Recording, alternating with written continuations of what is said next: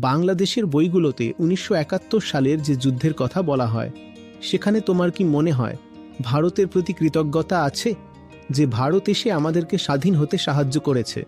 বাংলাদেশের বইগুলোতে ১৯৭১ সালের যুদ্ধে ভারতের ভূমিকা প্রায় প্রান্তিক করে দেখানো হয়েছে।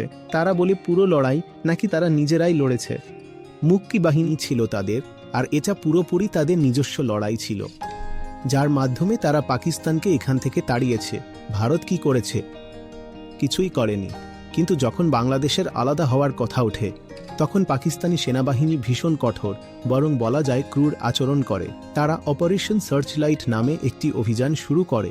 এতে প্রায় ২০ থেকে ৩০ লাখ বাংলাদেশিকে মেরে ফেলা হয়, আর ওই নিহতদের মধ্যে প্রায় ৮০% ছিল বাংলাদেশি হিন্দু। ১৯৭১ সালে বাংলাদেশ স্বাধীন হয়, তো তখন এটা আশা করা হয় যে অন্তত এরপর হিন্দুদের উপর নির্যাতন বন্ধ হবে। কিন্তু পরে এমন একটি পরিসংখ্যান সামনে আসে যা সবকিছুকে ছাপিয়ে যায়। স্বাধীনতার সময় বাংলাদেশে হিন্দুদের জনসংখ্যা ছিল প্রায় ১৩%। ধীরে ধীরে তা কমে আজ প্রায় ৮% নেমে এসেছে। প্রশ্ন ওঠে যে এই সমস্ত হিন্দুরা গেল কোথায়? তারা সেখানেই গেছে যেখানে তারা ১৯৭১ সালেও যাচ্ছিল। তখনও নির্যাতনের শিকার হয়ে তারা ভারতে আসছিল। আজও বাংলাদেশি হিন্দুরা বাংলাদেশ ছেড়ে যেতে বাধ্য হয়।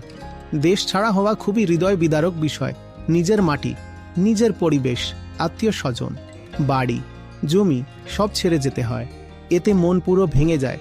তো নির্যাতন যে হয়েছে এটা তো সত্য, কিন্তু হিন্দুদের ত্যাগ আর হিন্দুদের রক্তের বিনিময়ে অনেকটা বাংলাদেশ স্বাধীনতা পেয়েছিল।